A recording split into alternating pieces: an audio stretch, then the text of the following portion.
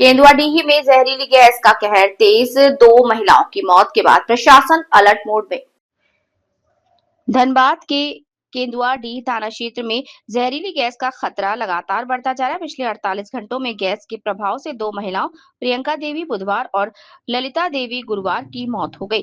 वहीं 30 से 35 लोग अभी भी गैस की चपेट में हैं और विभिन्न अस्पतालों में उपचाररत हैं। क्षेत्र में बढ़ते व्यय और दुर्गंध में लोगों का जीना मुश्किल कर दिया। गंभीर होती स्थिति के बीच शुक्रवार को धनबाद उपायुक्त आदित्य रंजन, एसएसपी प्रभात कुमार, बीसीसीएल के सीएमडी मनोज अग्रवाल सहित कई शीर्ष अधिकारी केंदुआडीह पहुंचे। अधिकारियों ने राजपूत बस्ती, मस्जिद मोहल्ला, ऑफिसर कॉलोनी समेत प्रभावित इलाकों का निरीक्षण किया और मजदूर संघ नेताओं और स्थानीय प्रतिनिधियों के साथ बैठक कर हालात का जायजा लिया। स्वास्थ्य विभाग की टीम लगातार इलाके में कैंप कर रही है। 4 से 5 एम्बुलेंस हाई अलर्ट पर रखी गई हैं और डॉक्टर घर घर जाकर लोगों की जांच कर रहे हैं। लगभग 10,000 की आबादी जहरीली गैस के दुष्प्रभाव से परेशान है। लोगों का कहना है कि तेज दुर्गंध और सांस में जलन से घरों में रहना मुश्किल हो गया। अब प्रशासन ने समय सीमा में शिफ्टिंग प्रक्रिया शुरू करने के निर्देश भी दे दिए। फिलहाल टेंट, भोजन और राहत की अन्य व्यवस्थाएं की जा रही है। स्थिति को संभालने के लिए 2 अस्पतालों में अतिरिक्त ऑक्सीजन युक्त बेड, आपात व्यवस्था 24/7 लागू। सिम्फर से पहुंचे वैज्ञानिक डॉक्टर संतोष कुमार राय ने कहा कि कार्बन मोनोऑक्साइड की उच्च मात्रा मुख्य कारण दिखाई दे रही है। वहीं डीजीएमएस के डिप्टी डायरेक्टर जावेद आलम ने पुष्टि की कि यहाँ खतरनाक गैस रिस रही है और मास्टर प्लान के तहत चिन्हित 81 स्थलों से पुनर्वास अनिवार्य है। Manjay Kumar, street head, Jharkhand. जिनको कहना है अपनी बात रखेंगे, सभी को अवसर दिया जाएगा। अगर कोई कोताही हुई है प्रशासन से, बीसीसीएल से, तो वो सामने आए ताकि आगे ऐसी कोई कोताही हम लोग ना बरतें, हम लोग एहतियातन रखें उस चीज को लेकर। और इस चर्चा में ये भी आया कि इसका परमानेंट सोल्यूशन क्या है। तो अस्थायी समाधान के लिए हम लोग बैठे थे, उसमें शिफ्टिंग ही अस्थायी समाधान दिखा है। उसके लिए हम लोग प्रयासरत हैं। अभी जीआरडीए की टीम यहाँ रुकेगी, लोगों को प्रावधान से अवगत कराएगी और धीरे धीरे जो भी हमारे स्थल हैं, कर्मटार हैं, बिलगड़ियां हैं, उसमें विजिट करा के भी दिखाएंगे। कितनी संख्या है? देखिए, टोटल फैमिलीज यहाँ 3 बड़े बड़े टोला हैं। कुल मिला के 500 से 1000 के बीच में फैमिलीज हैं। पर आप भी जानते हैं कि अलग अलग यूनिट में रह रहे हैं लोग। तो पुराना सर्वे भी है, 304 एनक्रोचर सिर्फ एक टोला में है, सिंह टोला में है, और 66 हैं जो खुद को एलटीएस क्लेम करते हैं, तो उनका भी सत्यापन होना है। वो भी सिंह टोला में रहते हैं। बाकी 5 नंबर में कुछ लोग रहते हैं। तो कुल मिला के 500 से ज्यादा फैमिलीज हैं जिसको शिफ्ट होना है। तो उस पर हम लोग बात करेंगे बाद में, पर अस्थायी समाधान उसका वही है। अस्थायी समाधान के रूप में हम लोग टेम्पररी शिफ्टिंग का व्यवस्था कर दिए हैं और दोनों अस्पताल को सुदृढ़। घटना क्या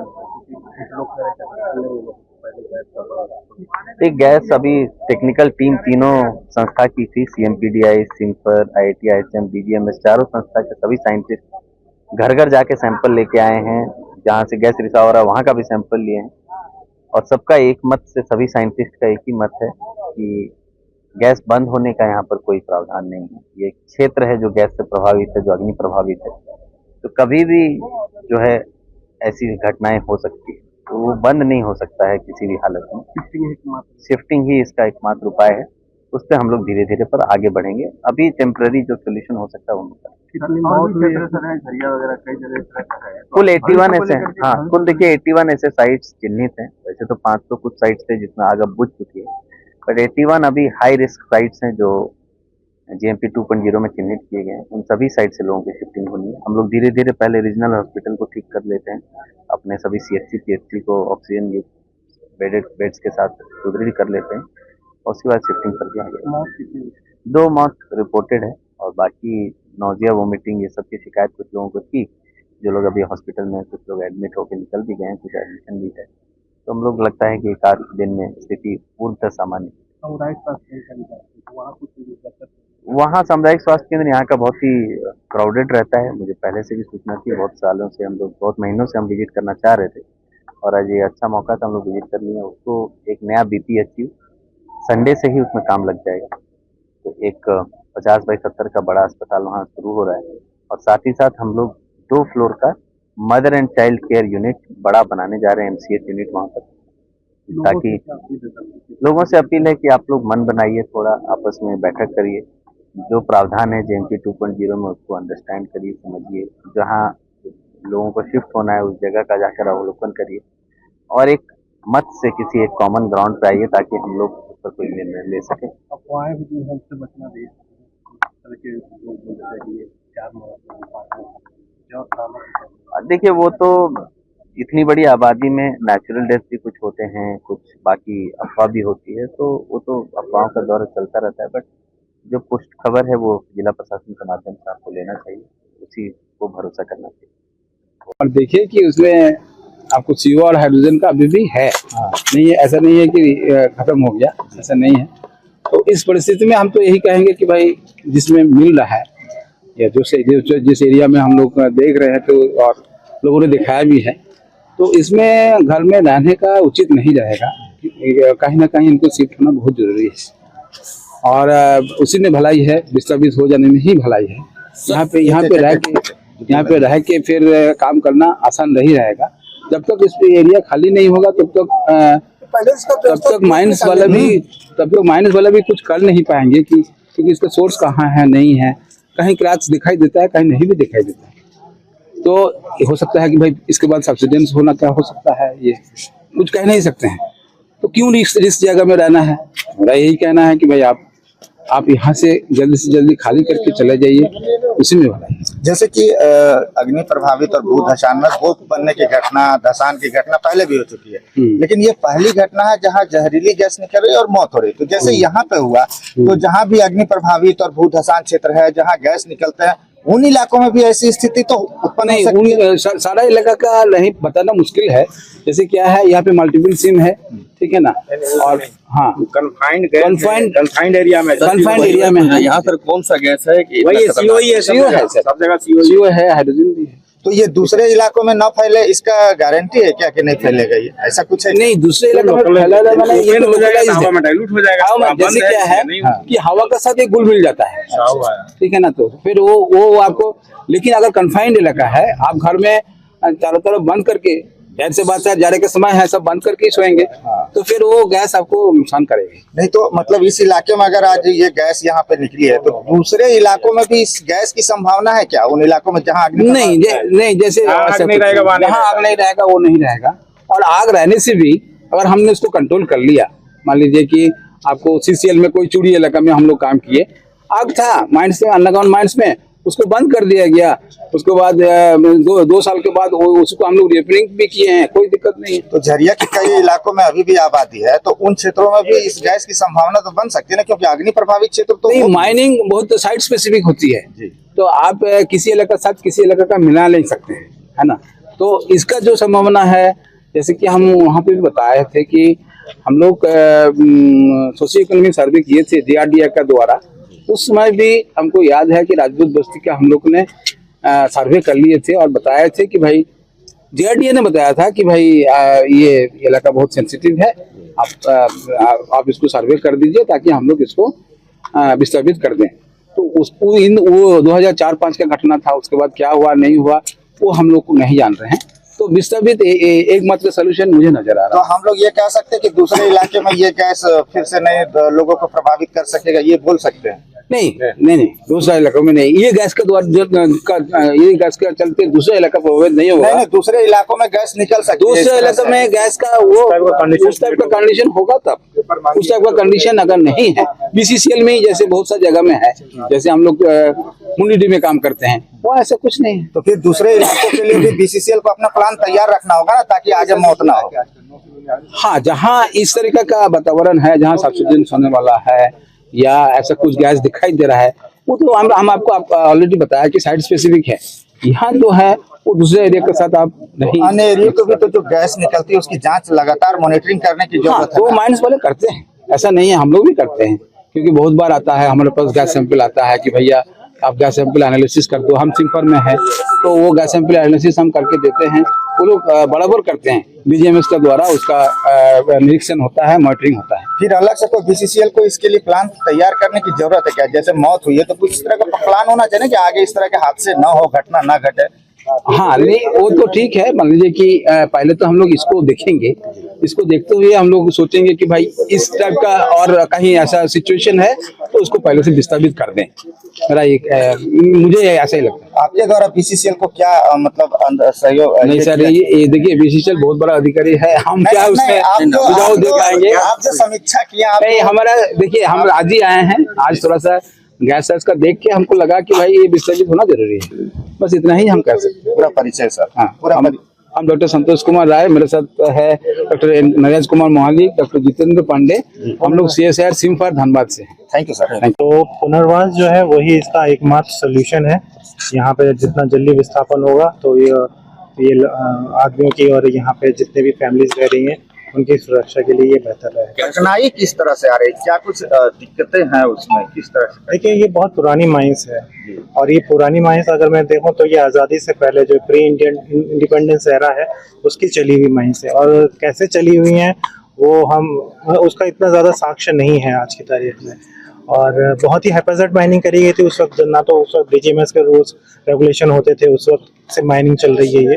तो ये है कि उस वक्त उसके बाद में इसमें फायर भी लग गई है, बहुत शैलो डेप्थ पे काम हुआ है, 7-8 मीटर से ही यहाँ पे अंडरग्राउंड वर्किंग शुरू हुई है। तो ऑल्दो अभी अंडरग्राउंड वर्किंग बहुत सालों से बंद भी है, तो बंद हो चुकी है, बट अभी भी क्या है उसमें कि फायर है, गैसेस के में उसमें लिबरेट हो रही हैं, तो उसके चलते ये गैस बिल्डअप हो रही है और वही कहीं भी उसको वीक पॉइंट दिखता है तो वो वहाँ से ऊज आउट हो जाती है। ये किस तरह की गैस है और कैसे मैंने लोगों को कार्बन मोनोऑक्साइड है, ज्यादातर कार्बन मोनोऑक्साइड है और भी मिक्सचर ऑफ गैसेस हैं, बट ये सब पॉइजनस है और जिससे अगर उनका कंसंट्रेशन बढ़ता है तो बहुत ज्यादा हानिकारक हो सकता है। रोकने का कोई रोकने का वही मैंने जैसे बताया कि रोकने का कोई परमानेंट जिसको बोला जाए वो कोई ऐसा नहीं है, क्योंकि जैसे बोला जाता है कि ब्लैंकेटिंग कर दो या फिर होल ड्रिलिंग कर दो तो वो कहीं और से अपना वीक पॉइंट लेके वहां से निकल जाएगी। तो इसका कोई मतलब 100% सोल्यूशन ऐसा कुछ नहीं है। इसको यहाँ से जितना जल्दी हो सके आदमियों को की सुरक्षा को देखते हुए इसको हटाना चाहिए। जैसे कि पहले जो घटनाएं घटती थी, अग्नि प्रभावित, अद्भुत, धसान, भोग बनना, ये सब होता था, लेकिन जो घटना अभी घटी है फिलहाल, ये पहली घटना धनबाद जिले में कोयलांचल में देखने को मिली है, तो क्या फिर आगे इस तरह की घटना ना हो इसके लिए कुछ विशेष प्लान तैयार करने की? ऑलरेडी जो ऐसे इलाके हैं, ऐसी बस्तियां हैं जहाँ पे मतलब जो अनस्टेबल DGMS ने भी डिक्लेयर करी हुई हैं, उनको ऑलरेडी झरिया मास्टर प्लान में लिया गया है उसके विस्थापन के लिए। और जैसा कि आज DC साहब भी बता रहे थे कि इसका जो झरिया का मास्टर प्लान जो है वो बहुत उच्च स्तर पे उसका काम किया जा रहा है और अलग अलग तरह की जो भी बस्तियां हैं उनको जल्द से जल्द शिफ्ट कराया जाए। वो तो खैर शिफ्टिंग का काम है सर, लेकिन जैसे झरिया के कई ऐसे इलाके हैं जहां आबादी बसी हुई है और वो क्षेत्र भी अग्नि प्रभावित है। हाँ, वो भी झरिया मास्टर प्लान में है ऑलरेडी, और उनको भी जितना जल्दी हो सके विस्थापन का की जरूरत है, आवश्यकता है। तो जो घटना घटी, जैसे जहरीले गैस का रिसाव शुरू हुआ, 2 की मौत की बात सामने आई है, कई बीमार है, तो ऐसी जो घटना है उसकी जो पुनरावृत्ति ना हो, तो शिफ्टिंग का जो प्लान है वो तो एक लंबा प्रोसेस है, तत्काल तो नहीं हम हटा सकते। यही चीज जो है आज की बात नहीं है जी, ये बहुत पहले से ही इसका जो विस्थापन है ना, मतलब ये नहीं कहा जा रहा कि आज विस्थापन की बात हुई है। झरिया मास्टर प्लान भी अगर आप देखें तो वो 30 साल पहले का बना हुआ है, तो ये उस वक्त भी ये था कि ये लॉन्ग टर्म प्लान है, उसको करना है, बट हो सका है कहीं ना कहीं क्या कहते हैं मैनेजमेंट, BCCL मैनेजमेंट या इसकी तरफ से कुछ वो रही होगी जो ये पॉसिबल नहीं हुआ है, बट जितना जल्दी हो सके ये शिफ्ट हो तो यही बेहतर रहेगा, वरना दूसरे इलाकों में भी ऐसी घटना हो सकती है। हाँ बिल्कुल, जो भी अनस्टेबल ग्राउंड है ऑलरेडी वो चिन्हित किए जा चुके हैं और उसमें ये सीधा सा है कि विस्थापित पुनर्वास करना जरूरी है, वही सबसे ज्यादा, वरना लोगों की जान जा सकती है उसमें, वरना लोगों के लिए ये लाइफ के लिए बहुत ज्यादा थ्रेटफुल रहेगा। सर पूरा परिचय है सर एक बार? मेरा नाम Javed Alam, deputy director DGMS। Jharia master plan है, रिवाइज मास्टर प्लान, उसमें 81 खतरनाक क्षेत्रों का उल्लेख किया गया, उसमें ये स्थान था। मैं कई बार भी यहाँ के लोगों को कहा हूँ कि आपका क्षेत्र इन्होंने अति खतरनाक क्षेत्र में लिया है, कुछ रीजन होगा, चूंकि गैस रिसाव भी हो सकता है, माइन को डेवलप करना भी हो सकता है, बहुत सारे रीजन्स हैं जहाँ लोगों को शिफ्टिंग कराना है, लेकिन हम लोग भी तब जागते हैं जब कोई दुर्घटना होती है। मेरा आग्रह होगा इन 81 साइटों से, मैं उसकी लिस्ट भी रिवील कर दूंगा आज, कि वहाँ के लोगों को कम से कम आपस में बैठ के चर्चा करनी चाहिए कि हम लोग क्या सोच रहे हैं। अगर अपने हित के बारे में सोचेंगे तो एक सोल्यूशन निकलेगा। ऐसा नहीं है कि केंदुआ से निकाल के बेलगरिया ही जाए। मुझे लगता है कि बीसीसीएल चाहे तो अपने आसपास जो बंद खदानें हैं, उन बंद खदानों पे के पास भी उनकी डोजरिंग करके उनको ओविडम को उस गड्ढों में भर के एक रास्ता बना सकती है और उनको वहाँ शिफ्टिंग कर सकती है, वहाँ उनके लिए आवास का निर्माण कर सकती है, जिससे उनको ये भी फील नहीं होगा कि हम अपने क्षेत्र से बाहर निकल गए। वैसे भी विकल्पों पे सरकार को, राज्य सरकार और प्रशासन, वो तो ठीक है, शिफ्टिंग की बात है, लेकिन अगर बाय द वे ऐसी कोई घटना फिर कहीं हो जाती है तो उसके लिए तो पहले से तैयार रहना होगा। देखिए यहाँ पे मेडिकल फैसिलिटी जो है ना बहुत लोअर लेवल पे है। कल जैसा कि मैं सुन रहा था कि यहाँ पे ऑक्सीजन की जो गाड़ियाँ हैं एम्बुलेंस में, उसमें ऑक्सीजन अवेलेबल नहीं है, लेकिन प्रशासन आज एक्टिव हुआ। मेरा कहना है कि इसको, चूँकि एक इस तरह का क्षेत्र है, 81 साइटें ऐसी है जहाँ उसके आसपास कम से कम मेडिकल फैसिलिटी को अपग्रेड करना चाहिए, मिनिमम ऑक्सीजन की सुविधा और डॉक्टर्स और प्राइमरी हेल्थ सेंटर की जो सुविधा है वहाँ बहाल करनी चाहिए। कुछ गैस वगैरह की मॉनिटरिंग करने की जरूरत है कि किस तरह से गैसों की मॉनिटरिंग हो रही है वहाँ पे। मॉनिटरिंग स्टेशन की आवश्यकता है और ये काम सिम्फर और IIT ISM कर सकता है, DGMS इस पे नज़र रख सकता है, लेकिन अभी तक नहीं हुआ है। आवश्यकता इस बात की है कि इन लोगों को इस पे करना चाहिए। मॉनिटरिंग सिस्टम अग्नि प्रभावित इलाकों में लगाने की जरूरत है ताकि मतलब अगर किसी तरह का गैस रिसाव की घटना हो या हाँ, जैसे कार्बन मोनोऑक्साइड का रिसाव अगर बढ़ रहा है, उसके लिमिट से बढ़ रहा हो, या सल्फ्यूरिक एसिड का हो रहा हो, चाहे सल्फ्यूरिक ऑक्साइड का हो रहा हो या कार्बन डाइऑक्साइड का हो, तो इसके लिए वहाँ पे मॉनिटरिंग लगेगी तो वो बता सकेंगे। यहाँ पर हुआ पानी गैस लीक किया, गैस अटक तरह के डीजल तरह का गमक रहा, अब पूरा घर में फैल गया, सब बच्चा उच्चा मतलब अजब तरह से करने लगा, बेहोश होने करने लगा, फिर सबको जल्दी जल्दी हटा। कितने लोग अभी अस्पताल में, कितने लोगों की मौत हो गई है? अभी तो सुनने में आ रहा 3 हम लोग देखे, बाकी आप कितना हॉस्पिटल में तो गिनती नहीं है, बहुत आदमी हॉस्पिटल में। कब से? रात से ज्यादा बढ़ा हुआ है। आपने कहा घर में चूल्हा चूल्हा नहीं जला रहे। वजह बहुत गैस हम लोग घर में। तो कैसे फिर अब यहाँ लोग क्या बोल रहे हैं, अधिकारी लोग क्या कर रहे हैं अभी तक? तो अधिकारी लोग कुछ नहीं बोल रहा, खाली बोल रहा सबको हटाइए, सबको हटा दीजिए, हम अकेले बैठे हुए हैं। कहाँ हटाएं, कहाँ जाएंगे ऐसे में अचानक? रिश्तेदारी दूर दूर में अपना बेगाना उसके पास बच्चे लोग भेज दिए हैं। कौन सा जगह ये केंदुआ 5 नंबर। तो रोड जाम क्यों है? रोड जाम है, बॉडी रखा हुआ है। अच्छा, उसी को लेकर तो क्या मांग करते हैं, क्या होना चाहिए? यही कि हम लोग अच्छा जगह में दे दे।